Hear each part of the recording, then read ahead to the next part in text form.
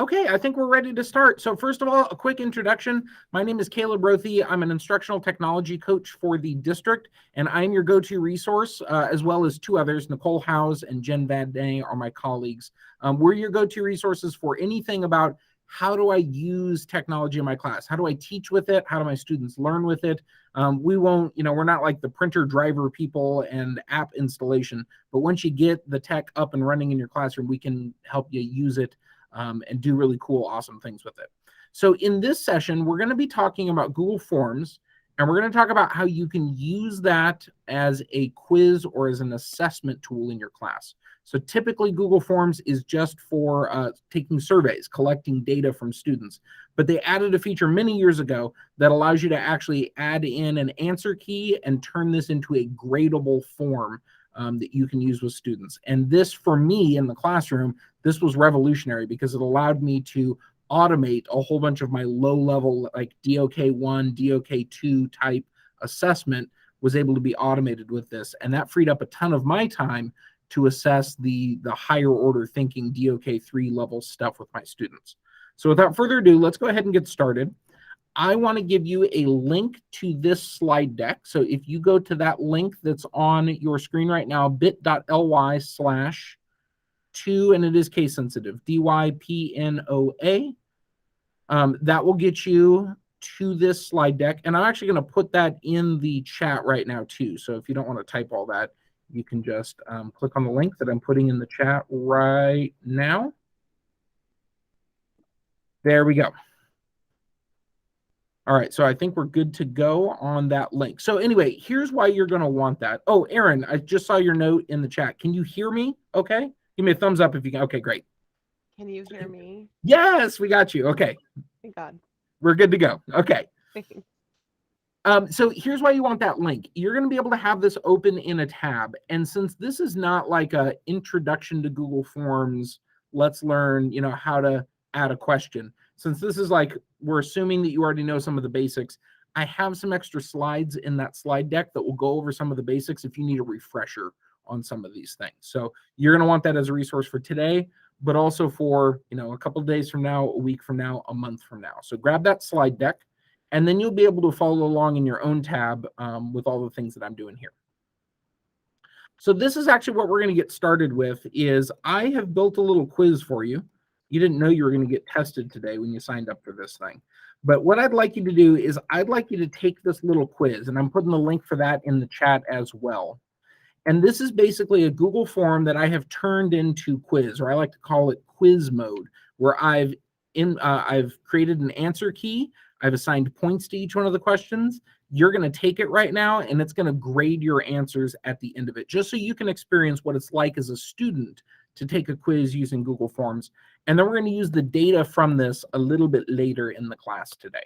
So go ahead and take a minute and complete that form, and I'm going to stop talking and let you take your test. Okay, and I've got Aaron's as well. Awesome. Okay, so don't worry about your grade. I'll give you a chance to be able to improve that a little bit later in class. This is just a chance for us to collect some data so that I can show you what it looks like on the teacher end in a few minutes. So that's what we're going to begin with. And here's my big pitch for you today. This is why I'm happy that you're here today, and I hope you're going to be able to take this and bring it forward with you. Why go digital with our grading? Why not keep doing paper and pencil quizzes in the class? We've got a bunch that we can easily print out from the teacher's edition. Why can't I keep going with that? The problem is those are not self-grading. And as soon as you go digital with your assessments, you can make it self-grading.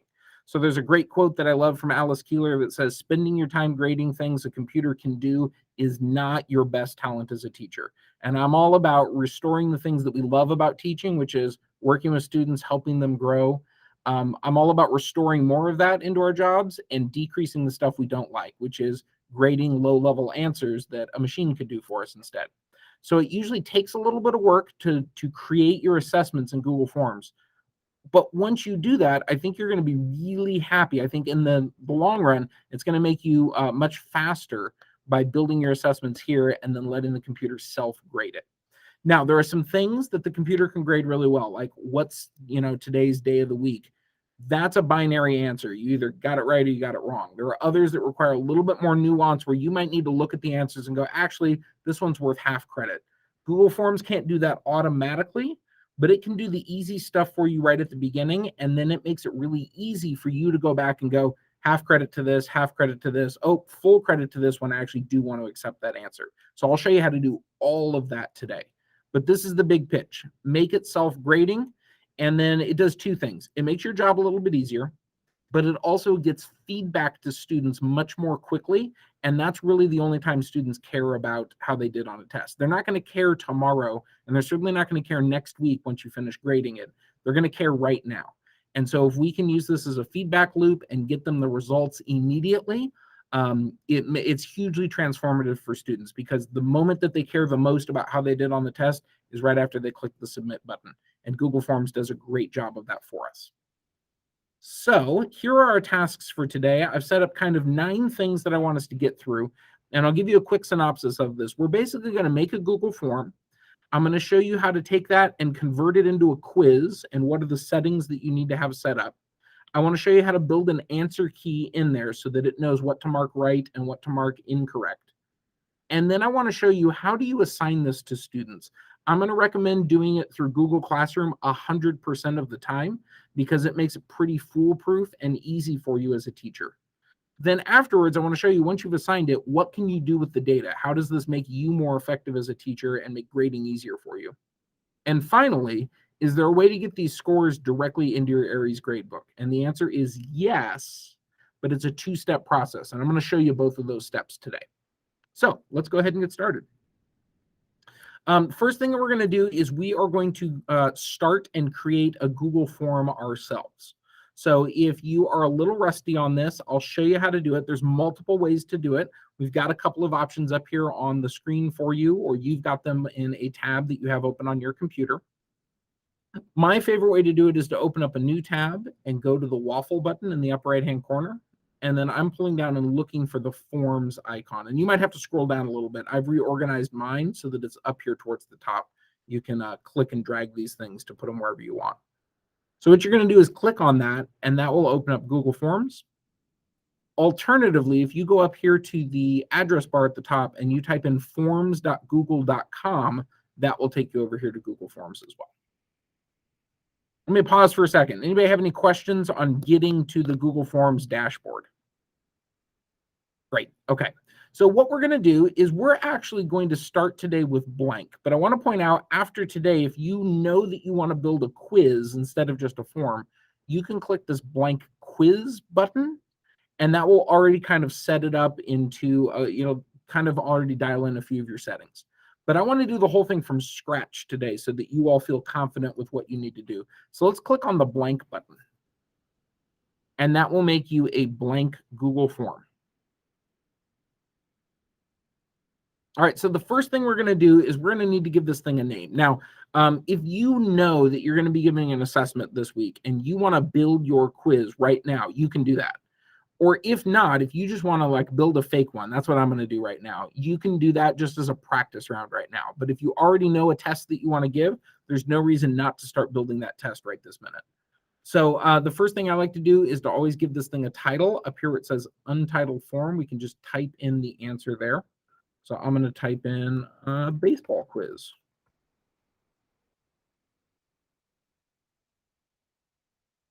And then the other thing I'm going to do is go up here to the upper left where it says untitled form and click that.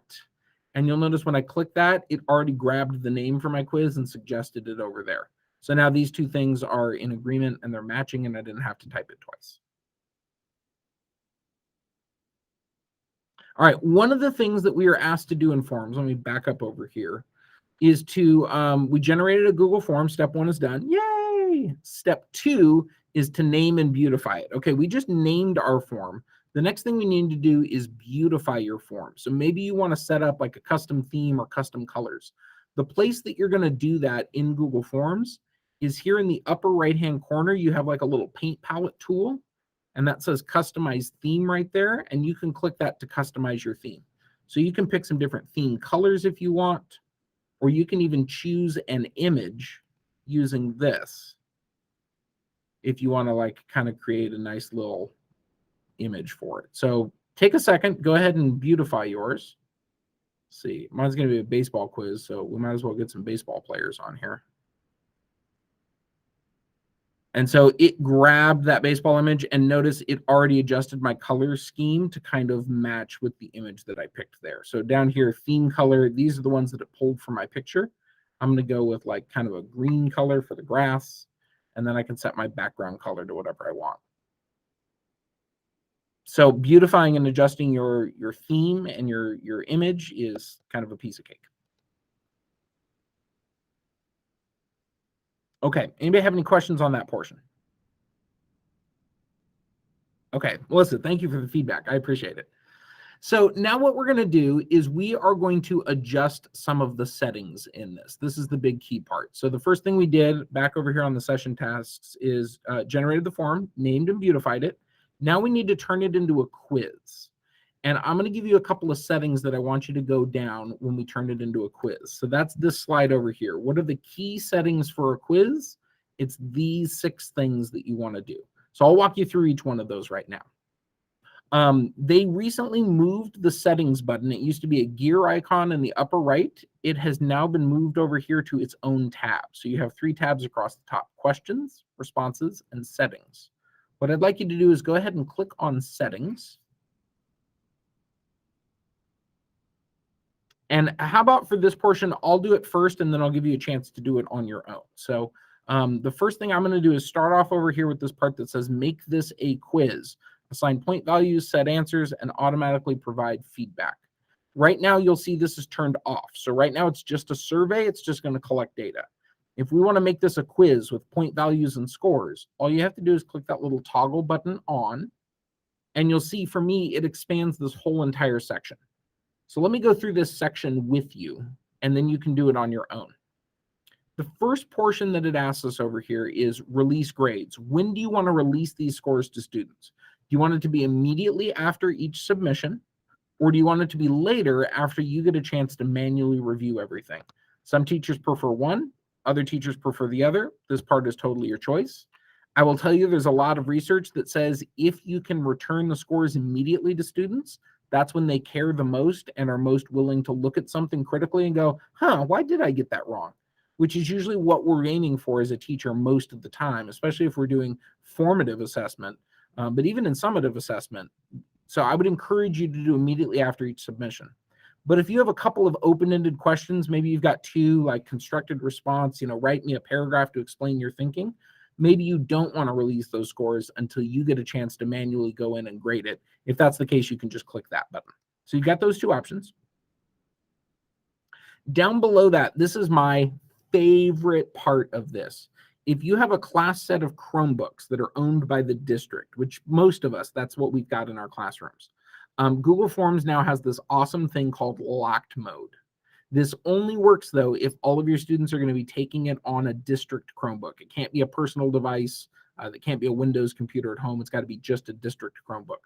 But when you turn locked mode on, what it does is when the students click the form to go in and take it, it basically locks down their web browser, and the only thing they can do is take that quiz.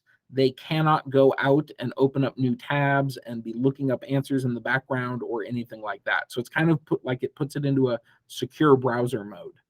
And so this is huge if we want to cut down on any potential cheating or academic dishonesty or anything like that.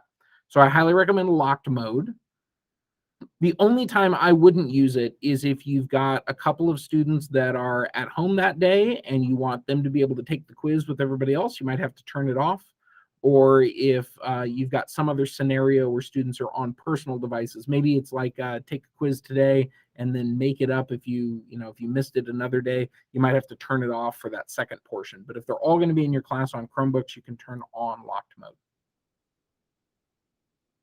Okay, next up are a couple of toggles here for you to decide. So when they are done with their test and you return it to them, what do you want them to see? Do you want them to see which questions they missed? You can turn that on or off. Do you want them to be able to see what the correct answers were so that they can go, shoot, I know I should have put that. You can turn that on or off. And finally, the last one is point values. Do you want them to be able to see the total points and points received on each of the questions, or do you want to obscure that? I tend to put all of these on, but if you want to restrict some of that information because you don't want students to see what the right answer should have been until you review it later, you can choose to turn some of those things off. And then the last portion below this is the global quiz defaults. So you have one option here, and this is the default question point value. So this would say, hey, for each question, make it a default of worth 2 points, or make each question worth 10 points or 1 point. And that then just becomes your default point value. And then if you get down to like question number 5 and you decide, oh, this one's going to be 3 points, you can always change that after the fact. But this is kind of like, hey, as we start making this, what do you want to be the default point value for each one of the questions? All right, let me pause for a second. Let me give you a chance to do 2 things. One, head over to your quiz and turn on quiz mode and then get your settings adjusted. And 2, ask me any questions that have come up on this whole make this a quiz portion.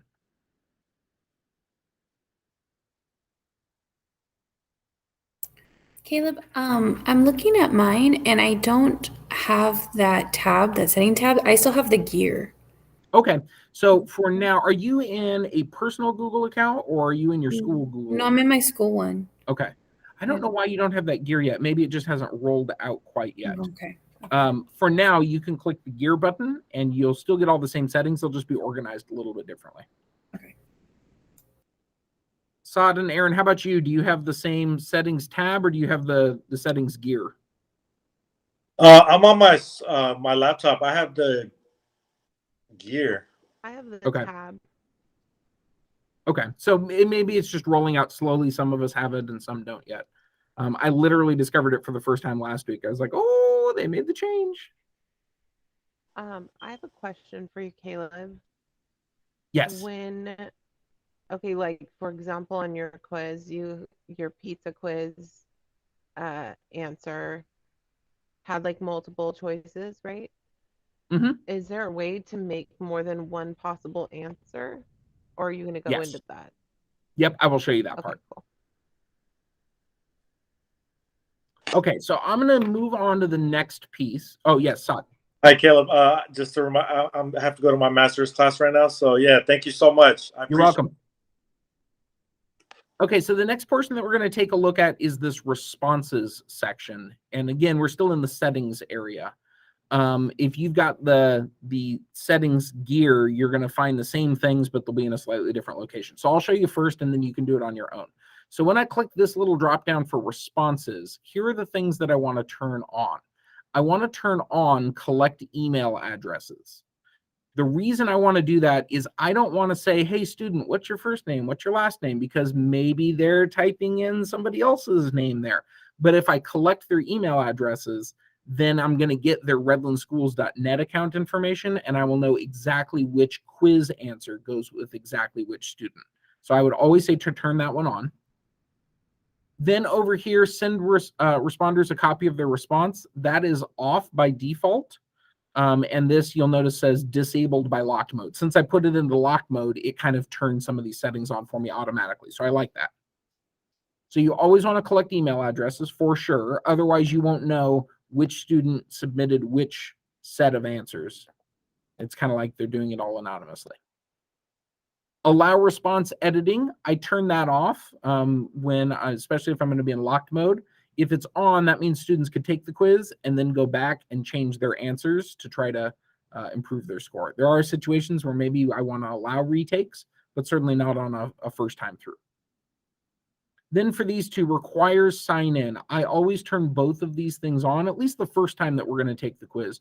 One is I want to restrict it to only Redlands Unified School District users because I don't want students in personal accounts for this. I don't want random people on the internet taking my quiz. I just want people that have official redlandschools.net accounts.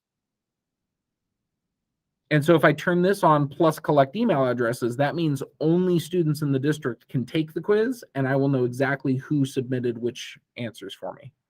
And then the other one that I turn on is limit to one response. That way students can't take it like 5 times, hoping for a better score each time. Now, in the classroom, I always offered retakes on any test. If you got below a certain score and you wanted to study and take it again, I was all for it.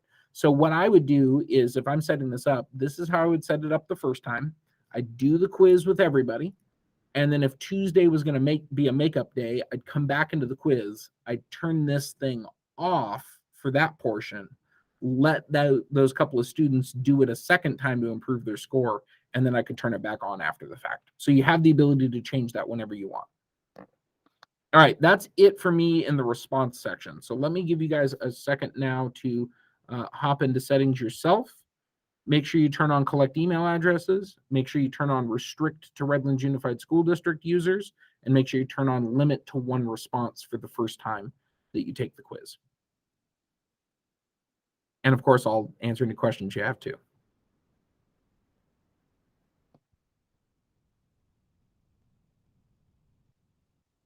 Okay, so this was kind of the ugly portion of the presentation, because this is where we needed to go over all the settings. What makes a quiz is getting your settings dialed in the first place. So there's 2 basic things to do. One is make this a quiz, and then decide do you want locked mode to be on or not on. And then over here in responses, make sure you're collecting student email addresses, restricting it, and limiting it to 1 per person. Now that that is set up, yours is officially a quiz, not just a survey. And we can go back over here to the questions tab. Okay, so here's what I had set up for us. What I wanted you to do now is to create several different questions for us. So if you look back at our session tasks agenda, and I've got that up on the screen right now, it says create at least 1 dropdown, 1 multiple choice, 1 checkbox, and 1 short answer question. And I have this on here just so that you can practice the different question types, and we can talk about the different options for you. So let's do that right now. I will do it for you. I'll do it here, and you can also do it on your own. So the first one that we should create is probably a drop-down question. The way to get started on this is to just click into that first area that's called Untitled Question. And you can now create a question here, and I'll just start to type this. What are the different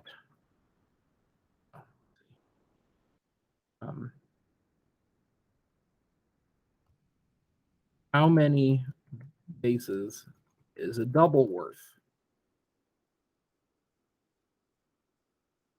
And so as I started to type that question, you'll notice it tried to predict what kind of a question it wanted. And so this one said, I think you want a multiple choice question. If I decide to create that instead as a drop down, that's one of those ones where you click the little menu and you get all of those questions that drop down. All I have to do is click the part that says multiple choice and change that to a drop down. So you may remember this from the quiz that you all did with me today. I had this question that said, what day is today? And it appeared for you. Let's see if I can put it into that preview mode right now. It looked like this for you. What day is today? And it gave you this choose with all of these different options in the drop down. So the way that you do that is you type in your question, you make the option over here say drop down, and then you just start to type out all of the different things that you want to be in your drop down question. All right, the next kind of question that I'd like you to create is going to be a multiple choice question. And a good example of that from today is this one, the second question that I gave you. This session looks interesting. And we set this as multiple choice, and then I gave you multiple options. Typically, multiple choice are 4 options, but you don't have to do with that. You can have just true, false. Those could be your 2 options here. Multiple choice is really good when you want to have a question that has 1 right answer. So this is not a check all that apply. Aaron, you were asking about that a couple of minutes ago. We will definitely talk about that. For multiple choice, you want this to be pick which one of these is the right answer. So go ahead and create for yourselves 1 multiple choice question and type in a couple of answer options. All right, now let's move on to this next one that I had.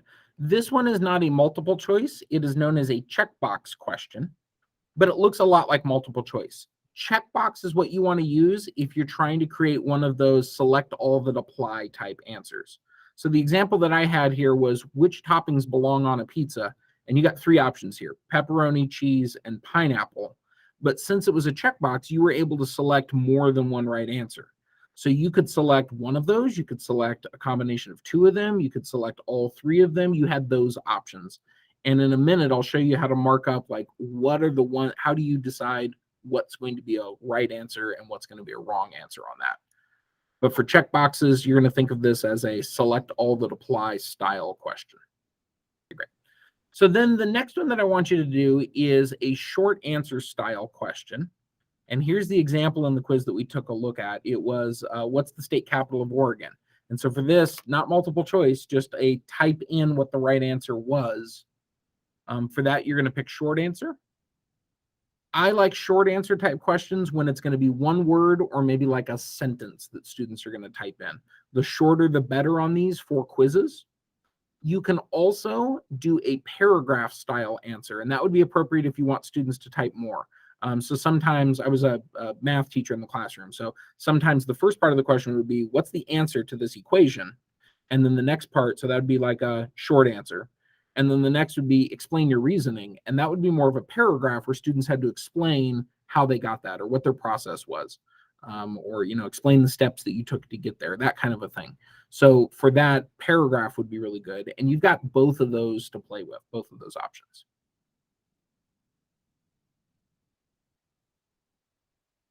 Okay, any questions on creating a short answer or a paragraph? All right, and again, you can just repeat this process over and over and over again. The fundamentals are the same.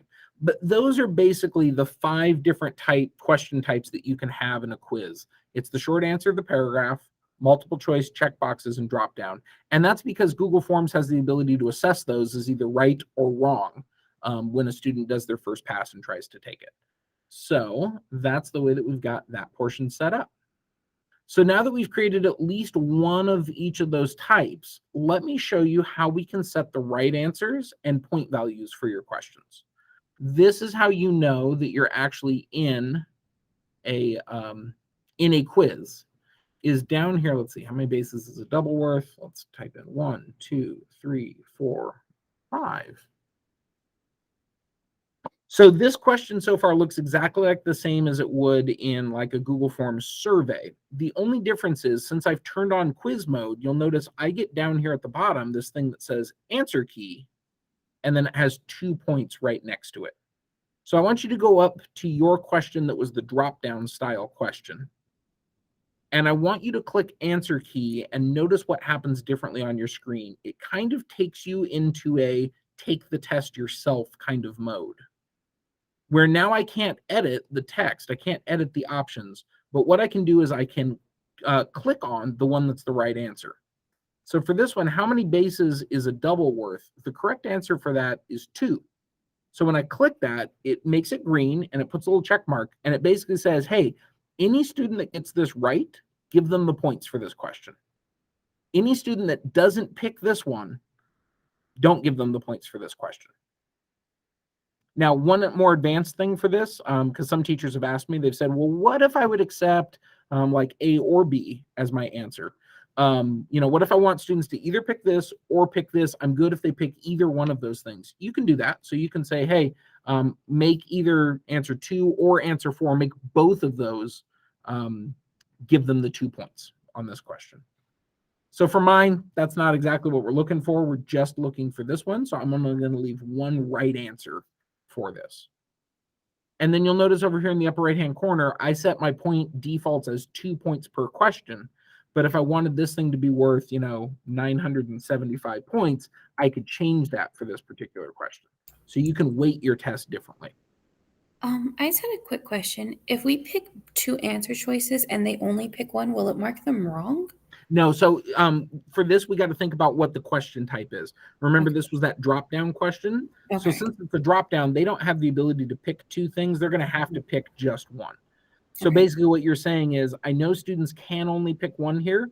If student A picks this and student B picks this, give them both credit for it. Okay. If Melissa, if you wanted to do that thing where it's like, okay, only give them credit if they pick this and this one, for that you'd want a checkbox style question. Okay. All right, Aaron, how are we doing so far? That was my same question. Okay, I was just going to ask it. So the drop down for me is really good when it's going to be a fill in the blank style question, or when I want students to pick from a list. I don't want, I'm going to put like 8 things in here. that's when I pick the drop downs for my quizzes. All right, so now the next one, so once we do that, then you'll notice that I have two options. I can add answer feedback if I want to. So this is really good if you want to say, hey, for anybody that got an incorrect answer, you can say something like, oops, please review chapter 2. And for a correct answer, you can say like, way to go. You're amazing. I just want you to know that those are there. I also want to show you that one nice thing that they have here is you can add a link to the incorrect answer. So it can be like, oops, you got it wrong. Review this website to learn more. Or way to go. And you can add a little YouTube video of like a celebration or something like that. So I want you to know that they're there so that you at least have seen them. So you don't have to add feedback. Some teachers like to do it. And then some teachers are like, I don't have time for that. I'm skipping that whole portion. So you can either cancel or save.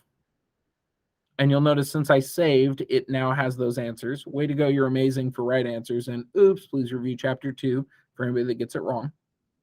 And then what I can do is I can click the done button.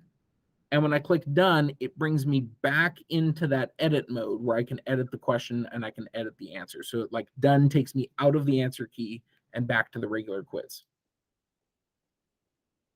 All right, now let's take a look at that second question that we talked about. This would be the multiple choice question with maybe 4 answers, maybe 3 answers, maybe 2. When you click on this, it's going to be the same kind of thing as before. You'll see there's an answer key link down here on this question. So you can click answer key.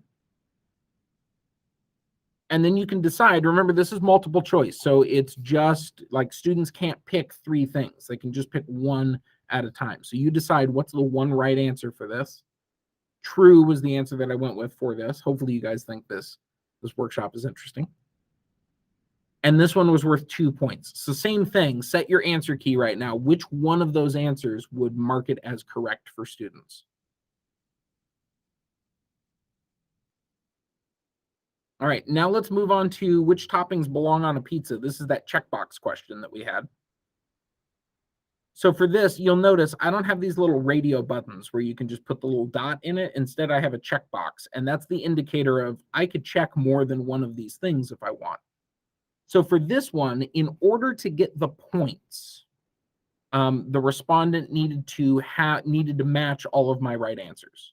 So for this one, in order to get it right, pepperoni had to be checked and cheese had to be checked. Those are the 2 toppings that belong on a pizza out of this list. So that means if a student just checked pepperoni, it's going to be marked wrong. If they just checked cheese, it's going to be marked wrong. If they checked pepperoni and cheese, it's going to be marked correct. If they checked pepperoni, cheese, and pineapple, that was going to make it incorrect. So you decide again right here, what's the thing that gets students all the points? Now, I usually have a lot of teachers that say, okay, but I like to do partial credit if they got some of the right answers, but not everything. The partial credit is something that you would do after the fact, after students have taken the whole quiz. When you're setting it up, it's binary. It's what do you do to get all the points and what is not worth all the points. All right, and then next, let's move into this question. What's the state capital of Oregon? This is the short answer style question that I did. So for this to get into the answer key, again, you just click it. And here there's a little line that says add a correct answer. And so this is where you're going to type in what is the thing that would get this to be marked correct. The capital of Oregon is actually Salem. So you'll notice I've typed in Salem in 2 ways. I've typed in what I would accept as a correct answer. I would accept Salem with a capital S. I also decided to accept Salem with a lowercase s. I had to type both of those because it is case sensitive. So in this part, for the short answer, you got to try to predict what are all the different ways that a student could write an answer that you would want to give them credit for. And you just add those as different correct answer options. So sometimes there's just one thing. Sometimes it's like the number 5. That's all I'm accepting. Sometimes you might accept the number 5, the word 5 in all caps, the word 5 in all lowercase. You got to think through what are the different things that would be marked as correct for this. And then I usually like to say all the other answers, mark those as incorrect. If anybody types anything other than Salem with a capital S or Salem with the lowercase s, that's going to be incorrect on this answer. And again, you can adjust your point totals if you'd like. So I'm going to click done, and that is basically the initial setup for your quiz. That's it. That's the whole process for getting it ready to go. What questions have bubbled up to the surface so far? I mean, it's Nothing? yeah, Feeling good so far? straightforward. It's pretty good. Okay, great. Yeah, it's one of the things I love about it is they just made it pretty easy for us to build this stuff. It's fairly intuitive. And anything I don't go over today, you'll be able to teach yourself just by clicking around and trying a couple of things. So we just did 2 things. That was step number 6. We set all the right answers, and we also decided what we wanted the point values to be for each one of the questions. Some teachers go 1 point for every question. Some go 5 points for every question. Some will mix it up. This is worth a point. This is worth 2 points. This one's worth 5 points. You decide how you want to do that. And if you want to give partial credit later on, I'll show you how to do that. So if there's one where you're like, it could be worth 2 if they say this. If they only do it like halfway, I want to give them 1 point later on. For that, you'd want to make sure that it's worth at least 2 points so that you can award partial credit down the road. All right, the next portion, and I think this is perhaps the most important portion, is how do we assign the quiz to students? Let me show you, first of all, the wrong way to do it. You have probably done Google Forms before, where once you get the whole thing created, you go up to send. I know I do this all the time. And I go to this magic little link button, and then I copy this link, and I send that link out. Sometimes I put it in an email. Sometimes I'll even post that in Google Classroom. Since this is a quiz, and since we want it to integrate nicely with Google Classroom, I'm not going to recommend that you post this link. Instead, what I'm going to recommend is that you attach the form to an assignment in Classroom. So let me show you what that looks like. I'm going to go out to my Google Classroom right now.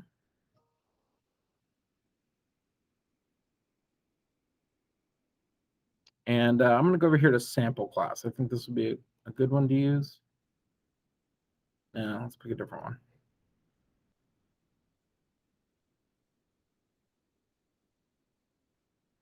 Demo class. This will be perfect. Okay, so I'm over here in my demo classroom right now, and I'm going to go up to classwork, and I'm going to create a new assignment, just like you have both done in your Google Classrooms before, I'm sure. So I'm going to click create, and I'm going to go to this assignment option. I know there's one here that says quiz assignment. I'm going to be honest, I never use quiz assignment because I always build my quizzes first in Google Forms, and then I go assign them in Classroom. So I'm going to recommend go to assignment. And then I'm going to set this up just like I would any other assignment in Google Classroom. We're going to call this thing baseball quiz. The instructions will be take the quiz, do your best, don't cheat. Okay.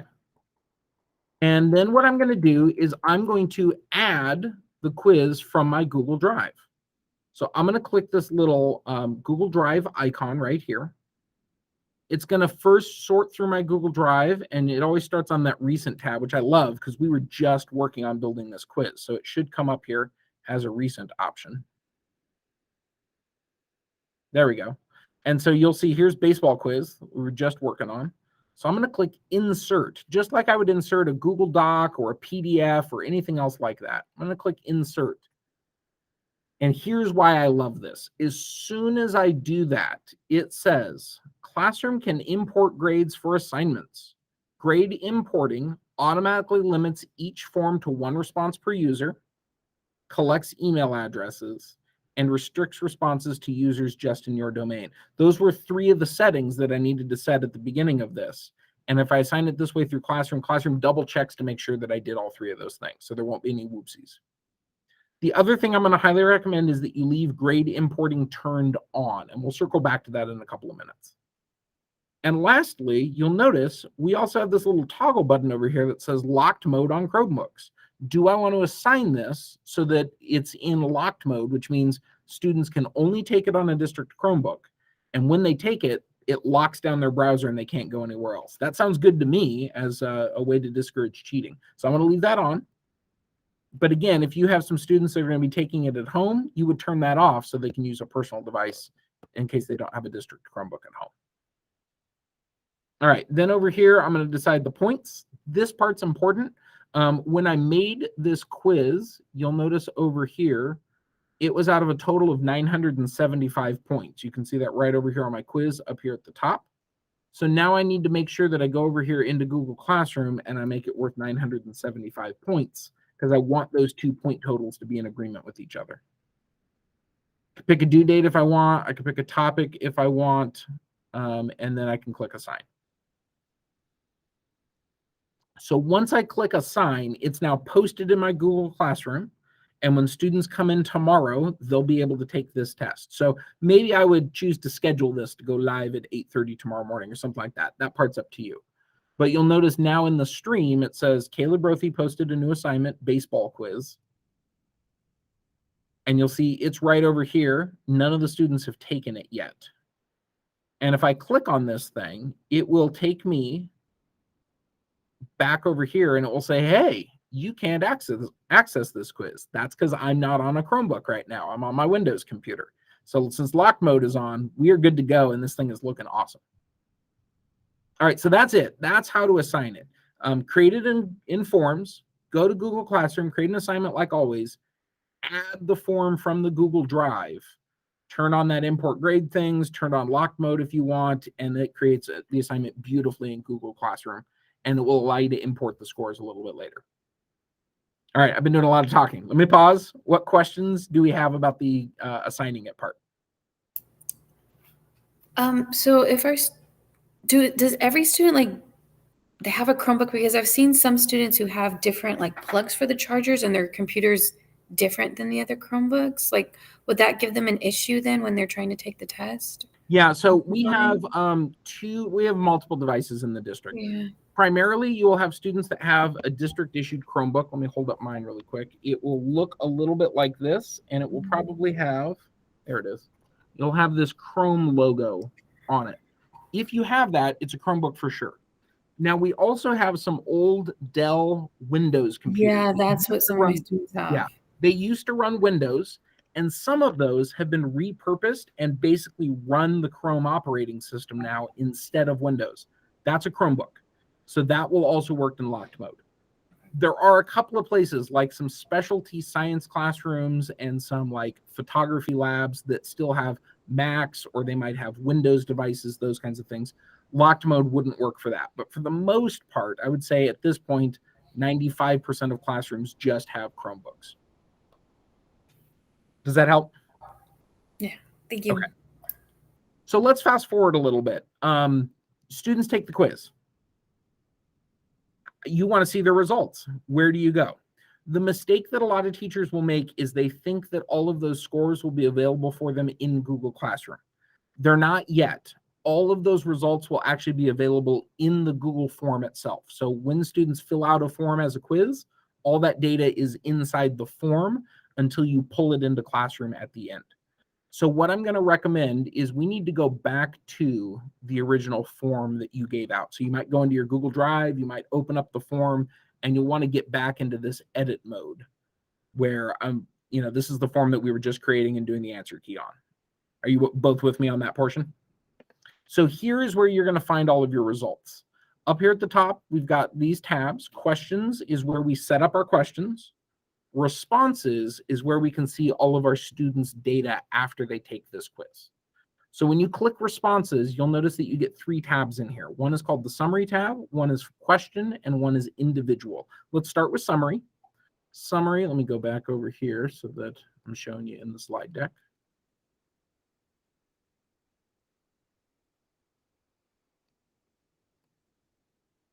Okay, evaluating responses.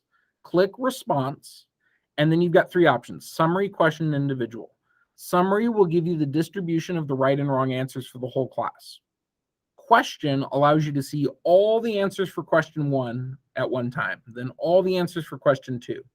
And then finally, individually allows you to say, let me just see student A's answers. Let me see all of their answers. Okay, let's take a look at student B. Let's take a look at student C. So that's what we're going to do right now. I'm going to start over here on the summary tab. And this is the reason we did the form at the beginning, because you don't have any data on the quiz that you just created. So we'll have to pretend that you're sharing mine right now. So here's what it would look like. We've got a little graph that shows us the point distributions of how students did. Okay, not great. A little concerned about these 5s on this one, but I didn't give my class very much time to study for this. If I scroll down below that, it gives me a little preview here of frequently missed questions, which is great as a teacher because that allows me to just hone in on what's the stuff that was missed the most. Frequently missed questions are which toppings belong on a pizza, what's the state capital of Oregon, and who is this? Those were frequently missed.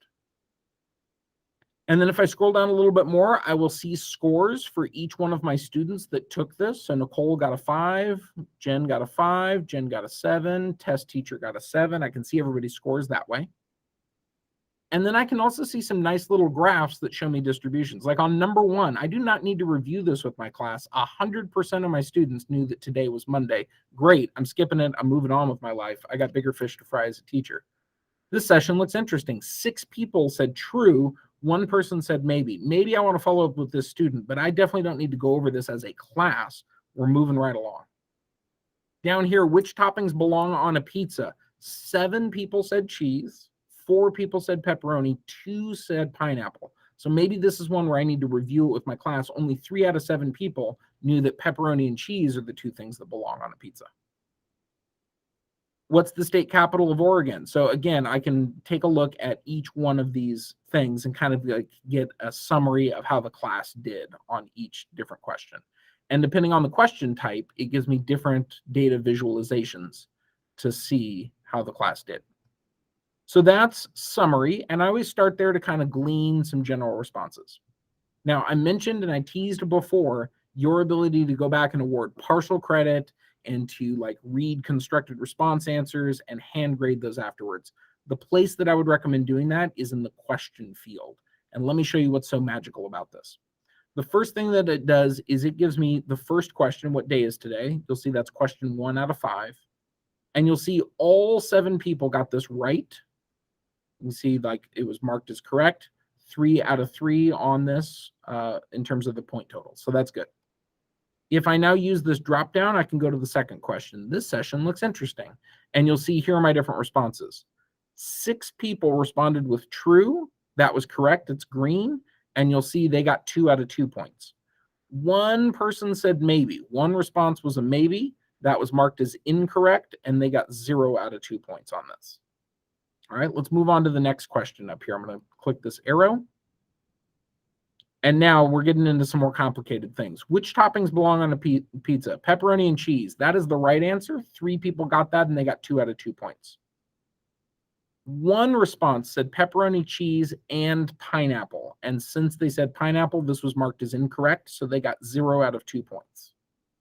This student, though, said cheese. They got 1 of the right answers, but they failed to say pepperoni, but they knew that they shouldn't click pineapple. So for this one, you can choose to go in and adjust the points. So over here, see where it says 0 out of 2? I'm going to click and make that 1 out of 2. And when I do that, it says edits are pending. Do you want to save? I'm going to click yes, save. And here's what it did. This is the beautiful part. 2 people responded this way. And they said just cheese, but not pepperoni. I gave both of those people 1 point at the same time. So it's like I corrected 2 students' quizzes all at once without having to go individually to each student. I just said, hey, anybody that said just cheese, give them partial credit for this. All right, then 1 person said cheese and pineapple. I can decide, is that partial credit? Is it no credit? I'm deciding it's no credit because pineapple just doesn't go on a pizza. We all know this. So there we go on that one. Let's move on now to question number 4. What's the state capital of Oregon? Somebody said Oregon is a state. That is incorrect. So what I'm going to do is I'm going to mark that thing as incorrect. Portland, incorrect. Salem, hey, we got a correct answer on this one. 2 out of 2 points for it. IDK, incorrect, 0 out of 2. Spokane, incorrect, 0 out of 2. Salem with a lowercase s, also marked as correct, 2 out of 2. So if I looked through this and I saw that somebody put Salem, but they spelled it like Salum, and I was like, they had the right city. That was a typo. I could choose to go in here and say, hey, mark that one as correct, give them points. And if like 5 people had the same right but wrong answer, I could adjust it once over here behind the scenes. Does that make sense? All right, let me show you one more now. The last question was, who's this? Just as a reminder, this is the question of that guy right there. Who is that? So let's take a look at what some of the answers were for this one. Angels MVP. I mean, the answer we were looking for was Shohei Ohtani. That would give you full credit on this. But you know what? Angels MVP, I'm going to accept that answer. So all I have to do is click this mark as correct, and boom, it makes Angels MVP worth full points. 1 out of 1 for this. Shohei Ohtani. Let's see. One person typed that in. It did not give them the correct answer, though. But it should be a correct answer, right? It's not correct because remember, I typed in Shohei with a capital S, Ohtani with a capital O. And since this person has a lowercase o on Ohtani, it marked it as incorrect. So I can go back and go, my bad. I should have had this as part of the answer key. I'll give a point for that. Mike Trout, that's incorrect. Someone, that's incorrect. Shohei, again, spelled incorrectly, but they got the right idea. I can give a point for that one. And then Ohtani, just that. Yes, we can give a point for that. So there's 1 point. So now I can click save on this. And that basically just updated the grade for all of those students that had that they needed me to go back and check their answer. Is that making sense? And the last thing you can do is you can go to that individual tab, and this is where you can see individual students quiz. So, hey, let me just see, Saad's not here, so let's take a look at his. Let's just see Saad's grade. Okay, Monday, he got that correct. Looks interesting, he got that correct. Topping that belongs on a pizza, he said just cheese. He's already got the partial credit. Remember, we updated that, and it updated it for everybody. So he's got partial credit on that. State capital of Oregon, incorrect. And down here, he's got Shohei Ohtani, remember, with the lowercase o, but we adjusted this one. So he ended up getting 1 out of 1 point on that particular question. All right, the last thing that I need to do over here is I need to release these scores back to the owners of these quizzes. This is kind of like passing the quiz back out in class. So if you look over here, there's a button that allows you to release the score.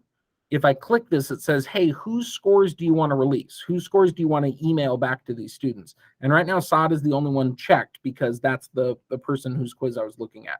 So I have the opportunity here to just send an email back to Saad. I have the opportunity to add a little message. Great job. There you go. Great job. And I can also say, you know what, just go ahead and return scores to everybody, or I can check this thing and it'll check everybody all at once. This part's really important because basically these scores don't get locked in until you return them to students. It's the same thing as passing back the papers in the classroom. So I'm going to send emails and I'm going to release those scores. And you'll notice all of those scores now are available to students. They can go back to the quiz and they could see how they did. So if you did that whole, don't release scores immediately, do it after manual review. Students haven't seen their scores yet until you manually review it and release their scores that way. Okay, any questions on the manual grading part or the analyzing the student results? So I just really one quick question. But if you put multiple spellings in the answer key, it'll automatically do those. This is just if it's different from the answer. Yeah, so what I did is I came up with 3 answers. Shohei Ohtani with a capital S and a capital O. Just the word Shohei by itself. Just the word Ohtani by itself. So those are the 3 that I brainstormed as a teacher. Anybody that typed in one of those 3 things automatically got it right. Okay. And then when I went back afterwards, I was like, this I want to count as correct as well. So it doesn't change my answer key, but it does allow me to manually say, hey, any student that did this, mark that one as correct too. Give them points for that one. Okay. So when I'm doing this, I try to let the computer grade as much as I possibly can. Drop downs, multiple choice, check boxes, those are your friend. The short answer, I do those occasionally. Occasionally I don't want to give students all the options in the multiple choice. I want them to have to come up with the answer. And I try to predict what are all the things that I would accept for it. But this is also a great way to just collect those long explain your reasoning type things. Maybe you're going to do, a quiz that's got 10 questions. The first 8 are all multiple choice, and the last 2 are constructed response, explain your thinking, explain your reasoning, defend your answer kind of thing. You can let the computer grade those first 8. The computer will mark 9 and 10 wrong when the student first takes it. But then afterwards, you just go back in and you grade just those 2 and then release scores to the students.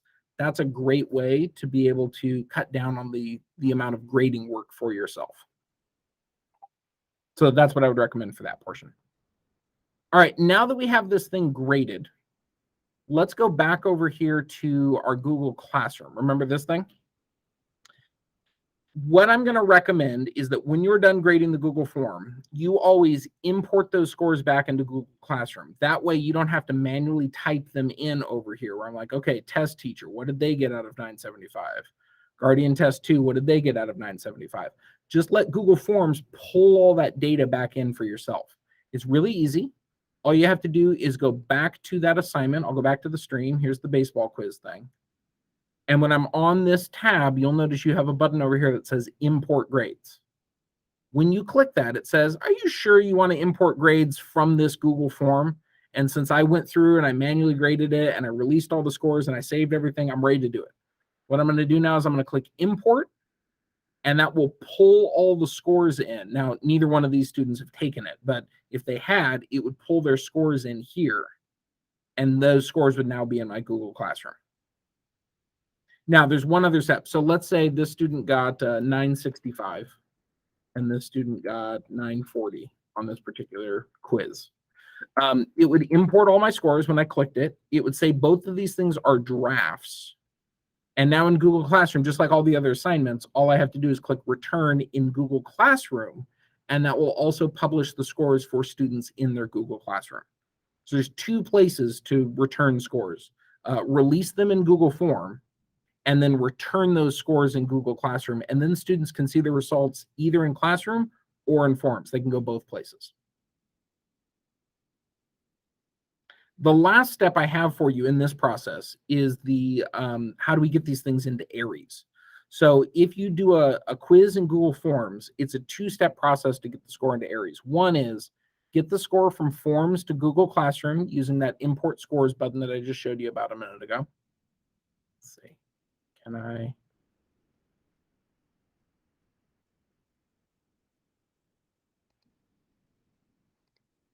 Okay, so use that import scores button, get them into Google Classroom, return them in Google Classroom, just like all of your other assignments.